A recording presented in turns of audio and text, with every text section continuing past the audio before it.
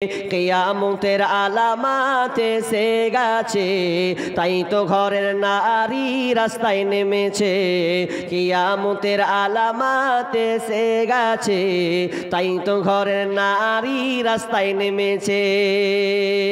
ওরে মাছ বাজারে কথা বলে মাছওয়ালার সাথে, স্বামী তাহার দাঁড়িয়ে আছে ব্যাগটা নিয়ে হাতে।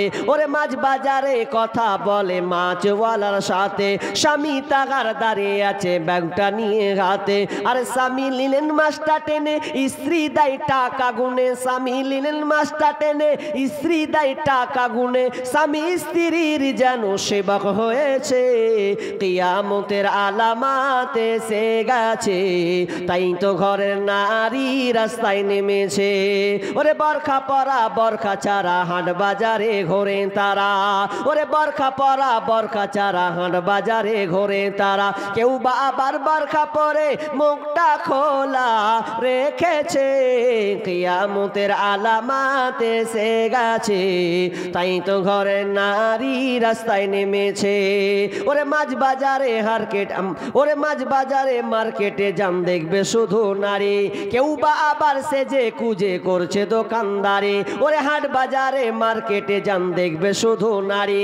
কেউ বা আবার সেজে কুজে করছে দোকানদারি। সব কিছুতেই আছে নারী, কেউ বা চালায় হুন্ডা গাড়ি। সব কিছুতেই আছে নারী, কেউ বা চালায় হুন্ডা গাড়ি। কেউ বা আবার অফিস আদালতে চাকরি করতেছে। কিয়ামতের আলামাত এসে গেছে, তাই তো ঘরের নারী রাস্তায় নেমেছে। কিয়ামতের আলামাত এসে গেছে, তাই তো ঘরের নারী রাস্তায় নেমেছে। ওরে নারী রূপে নারী বসাই কলঙ্কেরই দাগ, কারণ তারা চলতে চায় সমান করে ভাগ। ওরে নারী রূপে নারী বসাই কলঙ্কেরই দাগ, কারণ তারা চলতে চায় সমান করে ভাগ। আরে স্বামীর কথা শুনবো না, বদ্ধ ঘরে থাকবো না। ইসলামের কথা শুনবো না, বদ্ধ ঘরে থাকবো না। তাই তো বুবু চলতে গিয়ে ধরছে তা হয়েছে। কিয়ামতের আলামাত এসে গেছে, তাই তো ঘরের নারী রাস্তায় নেমেছে। কিয়ামতের আলামাত এসে গেছে, তাই তো ঘরের নারী রাস্তায় নেমেছে। আজকালকার মেয়েরা পুরুষকে তাওয়াক্কা করে না। আগেকার নারী হলে অন্তত দাদি নানি যারা ছিল তারা দেখবেন, এমন সময় একটা ছিল পুরুষ দেখলে তারা নিজের এরা আপনার কিনা আর হয়ে যেত। কিন্তু এখনকার মেয়েরা আর তো দূরের কথা, বরং তার সৌন্দর্যকে আর বহিঃপ্রকাশ করার জন্য, পুরুষদেরকে খেয়াল করার জন্য, তাদের লজ্জা স্থান তো দূরের কথা, তাদের যতগুলো শরমগা প্রয়োজন আছে, প্রয়োজনে সে দেখাতে দ্বিধাবোধ বোধ করে না। এক কথা লজ্জাবিহীন নিয়ে তারা রাস্তায় চলাফেরা করে। অথচ বিশ্বনবীর সময় দুজন বিবি আপনার আসমা এবং মাইমুনা, আসমা এবং মাইমুনা তারা 200 আসমা এবং মাইমুনা তারা 200 আল্লাহ রাসূলের সামনে এসে গল্প করছেন, বাড়িতে গল্প করেছেন। আসমাও আছেন একজন বিবি, মাইমুনা দুজন বিবি আল্লাহ রাসূলের সঙ্গে গল্প করছেন, স্বামীর সঙ্গে কথা বলছেন। এমন সময় আপনাকে আব্দুল্লাহ ইবনে উম্মে মাখতুম একজন অন্ধ সাহাবে এসে আল্লাহ রাসূলের কাছে আসলেন। আসার কেন কিছু পরামর্শ নেবেন, হয়তো কিছু কথা বলবেন, এই জন্য আব্দুল্লাহ আসলেন। আসার পর ইবনে উম্মে মাখতুম এসে আসলেন কিছু কথা বলার জন্য। এমন সময় আল্লাহ রাসূল বললেন, ও বিবি রে, তোমরা নিজের কাপড়কে কন্ট্রোল করো। তোমরা পর্দার সহিত তোমরা হয়ে যাও, কারণ স্বামীর সঙ্গে বেপর্দা হবে, স্বামীর সঙ্গে যেমন ইচ্ছা তেমন সাজতে পাবে। বেপর্দা হবে এটা স্বামী স্ত্রীর ব্যাপার, এতে কোনো সমস্যা নাই। কিন্তু ওই সময় তো অন্ধ সাহাবী ইবনে উম্মে মাখতুম যখন ঢুকে গেল, তখন বললো, ও আমার বিবিরা, তোমরা তোমার কাপড়কে তোমরা গোছিয়ে নাও, কন্ট্রোলে রাখো। তখন দুজন বিবি বলছে, ইয়া রাসূলুল্লাহ, আব্দুল্লাহ তো অন্ধ ব্যক্তি, ও তো আমাদের দেখতে পাবে না, ও তো অন্ধ, কিছু তো দেখতে পাই না, ওর সামনে কেন করব?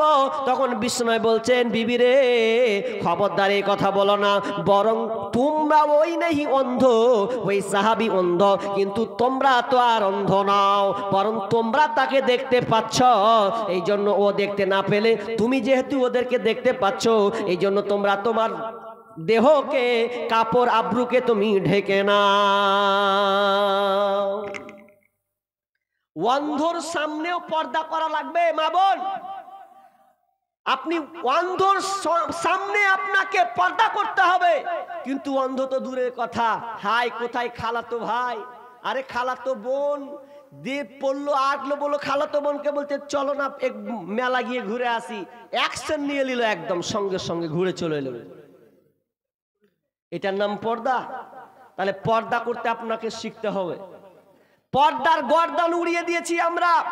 আজকে বর্তমান মেয়েরা বলছে পর্দায় কেন থাকতে যাব, ইসলামের মন মতন চলবো না। যেই নারীরা বলেছে ইসলামের মন মতন চলবো না, সেই নারী আজকে বর্তমানে লাঞ্ছিত হয়েছে, পদতলিত হয়েছে, তারাই আজকে ধর্ষণ হচ্ছে। কারণ বর্তমানে বুদ্ধিজীবী যারা বুদ্ধিজীবী, যারা বলছে সমাজ সংস্করণ করছে, তারা বলছে মেয়েদেরকে ঘরে তালাবন্দি করে রেখেছে। কোরআন কিন্তু বলছে ওয়াকরনা ফি বুয়ুতিকুন্না ওয়ালা তাবাররাজনা তাবাররুজাল জাহিলিয়াতিল উলা। আল্লাহ তাআলা বলছেন হে নারীকুল তোমরা ঘরে থাকো, ঘর থেকে বের হবে না, ঘর থেকে বের হবে না। কেমন? জাহিলিয়াতের মেয়েদের মতন তোমরা নিজেদের পথ প্রদর্শন করিও না, চেহারা সৌন্দর্যকে প্রকাশ করিও না।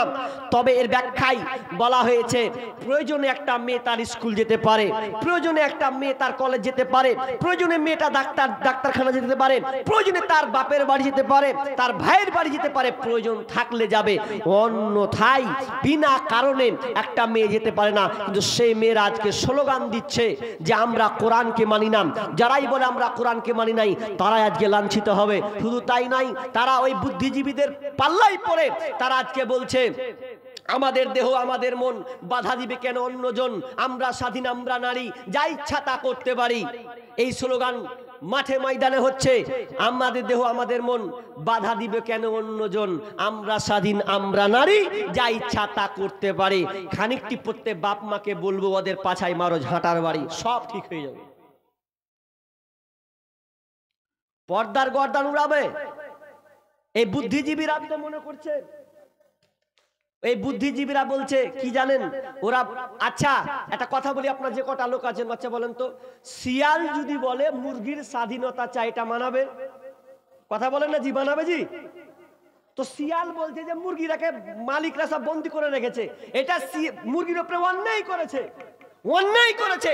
আচ্ছা এই স্লোগান যদি কোনো নারী নেই চলবে, আর মুরগি যদি বলে ঠিকই তো, শিয়াল ঠিকই বলেছে, আমরা মালিকেরা তত্ত্বাবধানে থাকবো, এটা হতে পারে না।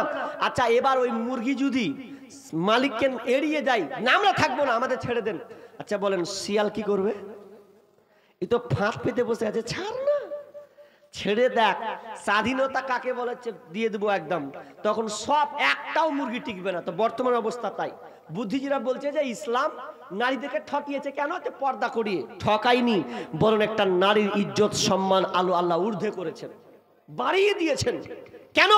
একটা মেয়ে যদি সৌন্দর্য করে রাস্তায় যায়, বাসে উঠে, আর একটা মেয়ে যদি পর্দার সঙ্গে উঠে, আচ্ছা কোন মেয়েটাকে কোন নজরে তাকাবে? যদি বোরখা পরা মেয়ে হয় ভালো সুন্দর, তাহলে বলবে বোন জায়গা দিলাম বসো, বোন একটু সাইডে হও, বোন একটু সরে বসো। আর যদি ওরে বাপরে শূন্য মাখা আর লিপস্টিক লাগা মেয়ে হয়ে যায়, তো সরা তো দূরে কথা, একটু ছাই করে নিয়ে তারপরে নামবে। কাকে সম্মান দিল? পর্দার মর্যাদা, এর বরখার অনেক মর্যাদা রয়েছে। এবার ব্যাপারে অনেক আলোচনা আছে, তবে কথাটা হচ্ছে এটা হচ্ছে হেফজখানা। আপনারা দেখলেন পূর্বে দুইজন ছেলে হাফিজ হলো, কোত্থেকে? তো আপনাদের এই প্রতিষ্ঠান থেকে দুইজন ছেলে ফারাগাত হলো, মাথায় পাগড়ি দেওয়া হলো, তারা পূর্ণ 30 পারাকে বুকের মধ্যে করে নিয়েছেন। পৃথিবীতে এমন কোন ধর্মগ্রন্থ আছে বলতে পারবেন যে ধর্মগ্রন্থ তারা বুকের মধ্যে সিনার মধ্যে নিয়ে আছে? দেখাতে পারবেন? চ্যালেঞ্জ নেই। কিন্তু আপনাকে লক্ষ লক্ষ কোটি কোটি আপনি দেখতে পাবেন আল্লাহ তাআলা এক একজনের বুকের মধ্যে 30 পারা কোরআনকে ঢুকিয়ে রেখেছেন। তার নমুনা আজকে আপনাদের এলাকায় দুজন ছেলেকে দেখলেন। এটা আল্লাহর অবদান। এমন একটা গ্রন্থ আপনি অবাক হয়ে যাবেন। পৃথিবীতে এত ধর্মগ্রন্থ আছে, কেউ কোনো পণ্ডিত এখন পর্যন্ত দাবি করেনি যে আমি পূর্ণ বেদের মুখস্থকারী, বাইবেলের মুখস্থকারী, ত্রিপিটক মুখস্থ করে রেখেছি, এমন কোনো কেউ নাই। কিন্তু আমরা পারি, লক্ষ লক্ষ হাফিজকে আমরা ওপেন করতে পারি। দেখো আমাদের ছেলেদের বুকের সিনার ভেতরে 30 পারা কোরআন পূর্ণ ঢুকে আছে, একমাত্র পারে তার নাম হচ্ছে মাদ্রাসা। এই প্রতিষ্ঠানগুলো পারে। অতএব আমরা সামনের জন্য প্রস্তুতি নিব, আরো ছেলেদেরকে মজবুত করব, কোরআনের হাফিজ বানাবো। এই জন্য এই প্রতিষ্ঠানকে আরো ঊর্ধ্বে উঠানোর জন্য, কারণ সরকার এগুলোকে প্রাধান্য দেয় না। সরকার ভাবে এরা মুঠে ছারকার হয়ে যায়, তাহলে আমাদের কি হবে? মদের লাইসেন্স বাড়বে, তাসের আড্ডা বাড়বে, জেনা ব্যভিচার ছাইলাপ চলবে। যতদিন এই মাদ্রাসাগুলো থাকবে আমরা বেশি বৃদ্ধি করতে পারবো না। এই জন্য চক্রান্ত পাইতারা চলছে। এই জন্য প্রতিষ্ঠানকে মজবুত করার জন্য সরকারের হাত নাই, আমরাই সরকার। আমরাই সরকার, এই প্রতিষ্ঠানগুলোকে আমরাই ঊর্ধ্বে উঠাবো। আল্লাহ তাআলা আমাদেরকে যতটুকু সামর্থ্য দিয়েছে, এই সামর্থ্য অনুযায়ী নিজের খেটে খাওয়া উপার্জন থেকে আমরা আল্লাহ রাস্তায় দান করব। তার মধ্যে একটা মাধ্যম হচ্ছে মাদ্রাসা। এই মাদ্রাসাকে সাহায্য করবেন। এই আপনার টাকা দিয়ে কেউ মাস্টার হবে না, ডাক্তার হবে না, এরা আলেম হবে, হাফিজ হবে। আপনি মরে যাবেন, কিন্তু এই হাফিজরা আপনার এই প্রতিষ্ঠানে, টাকা দেওয়ার প্রতিষ্ঠানে যতদিন পড়াশোনা করবে, আবার মসজিদ যাবে, আবার কোথাও যাবে, কোথাও বক্তব্য দিবে, আপনার ওই পরিশ্রমের টাকা দিয়ে যখন আপনি মরে গেছেন, সাদকায়ে জারিয়া হয়ে গেছে। মানুষ যখন মরে যায়, ইজা মাতাল ইনসানু ইনকাতা আনহু আমালুহু ইল্লা মিন সালাসা, মানুষ যখন মরে যায় সমস্ত আমল বন্ধ হয়ে যায়, কিন্তু 3টা আমল কোনোদিন বন্ধ হবে না। একটা হচ্ছে সাদকায়ে জারিয়া। সাদকায়ে জারিয়া মানে, সাদকায়ে জারিয়াটা ভাবি না যে আমার ছেলে দান দিবে তারপর, ওটা তো আছেই। সবচাইতে সাদকায়ে জারিয়া চলমান দান। আপনি বেঁচে আছেন, নিজের হাতে দিলেন, আমি নিজের হাতেই দিলাম, চলমান দান। আপনি মরে গেছেন, কিয়ামত পর্যন্ত আপনি চলমান নেকি পেতেই থাকবেন। এরকম কেউ আছেন? প্রথমত একজন 5000 টাকা দেনেওয়ালা, 5000 টাকা। যদি পরে মৌলানা 5000 টাকা নিয়াত করে নাই আমার কাছে, 3000 টাকা, 2000 টাকা, 1000 টাকা, এই আশায় উদ্দেশ্য নিয়ে যে আমি আল্লাহকে দিলাম, এখানে কোনো আবিজাবি কোনো সংস্কৃতি না, পূর্ণ কোরআন এবং হাদিস অধ্যয়ন, শিক্ষা, চর্চা করা হবে। এজন্য একজন বলেন আল্লাহর রাস্তে। মা বোন কেউ আছেন? পাঠান দান আপনাদের আমার হাতে। কোন মা আছেন এই প্রতিষ্ঠানকে সহযোগিতা করার জন্য? আল্লাহ আপনার হাত দিয়ে, আল্লাহর আপনার ইনকাম দিয়ে আল্লাহ বলেছেন, বান্দা আনফিক ইয়া ইবনে আদম আনফিক উনফিক ইলাইকা, হে আদম সন্তান তুমি আমাকে দাও, আমি আল্লাহ তোমাকে দেব। আল্লাহ বলছেন তুমি আমাকে দাও, এর মানে কি? আপনি আল্লাহকে দিয়ে আসবেন?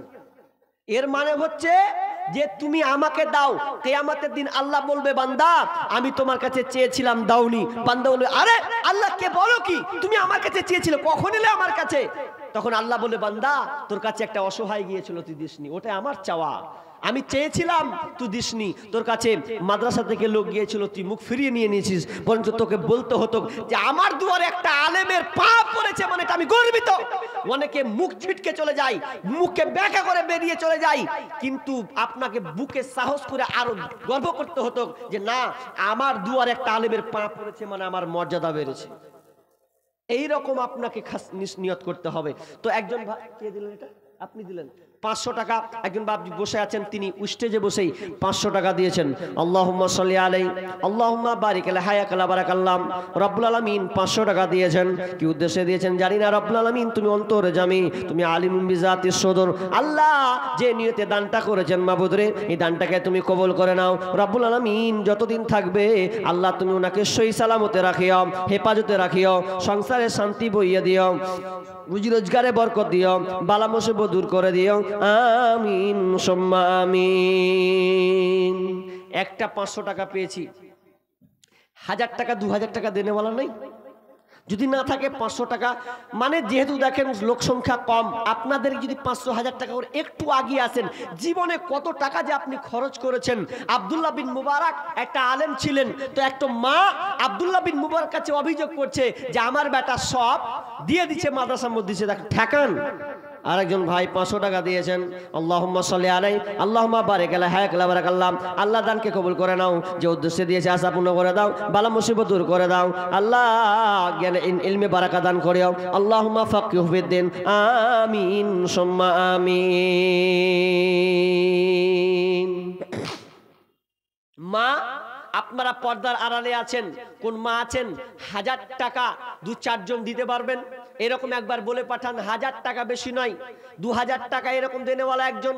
যদি 1000 টাকা হয় বলেন কোন মেয়ের হাতে পাঠান, ছাত্রীর হাতে, আমি ইনশাআল্লাহ আপনার টাকাটা নিয়ে আমি দান দোয়া করে দিব। আপনি যে উদ্দেশ্যে দিবেন আল্লাহ আপনার দোয়া কবুল করবেন। আমি একজন মুসাফির মানুষ, আল্লাহ তাআলা মুসাফির দোয়াকে কবুল করেন। আপনার মনে যত আকাঙ্ক্ষা, আপনার চিন্তা দুশ্চিন্তা, অসহায় বিপদের সম্মুখীন আছেন বলেন। আর একটা আপনাদের উপরে আমার কথা থাকবে, কেউ উঠবেন না, কেউ উঠবেন না। এরপর একজন আলেম আছেন নব মুসলিম, তিনি হিন্দু, এককালীন হিন্দু ছিলেন, নামটা তার মনে হয় লেখা ছিল এখানে না, কই হাবিবুল্লাহ, ওইটা কই, হ্যান্ডবিলটা কই ভাই, হ্যান্ডবিলটা কোথায় পড়লো যেন? এই হ্যান্ডবিলে তিনি প্রধান আলোচক আছেন, যাবেন না আপনারা। উনি নাম ছিল রাজেন্দ্র প্রসাদ, এর নাম রাজেন্দ্র প্রসাদ। তিনি, আমরা দেখেছি উনি আগে ছোট থেকে দেখেছিলাম তিনি মুসলিম হয়েছিলেন, নব মুসলিম। তো তিনি একজন মুসলিম অবশ্য। তো আর একজন 500 টাকা দিয়েছেন। তো তিনার বক্তব্য শুনে যাবেন, কেউ যাবেন না। আপনারা যদি চলে যান তো কাকে বক্তব্য শোনাবে? তো দান যেটুকু দেওয়ার দিয়ে দেন, ইনশাআল্লাহ আমরা তাড়াতাড়ি ওনাকে ডেকে দেবো। আর একজন ভাই 1, 2, 3, কত 300 টাকা, কত ধান লিখবো? 1 মন, কি নাম? শাহজাহান, সাদেক আলী। তো একটু কেউ লিখেন তো, সাদেক আলী কে লিখছে বলেন তো? সাদেক আলী কেউ লিখছেন কি? 1 মন ধান লিখেন। একজন মাস্টার এখানে এসে যান, সাদেক আলী। হ্যাঁ গো, দানের সময় এখন লেখাওয়ালা একটা কেউ নাই, কেমন কি আপনারা? আমি বুঝলাম না তো। একটা লোকও নাই, সব হাওয়াতে পালিয়ে গেছে, খাতাও নাই আর রাইটারও নাই। আপনারা তাড়াতাড়ি আসেন। এটা কোনো কথা হলো? আরে কেউ লেখেন না এখানে। একজন এসে, মাস্টাররা কোথায় গেল? রাফিক ভাই কোথায় আপনি?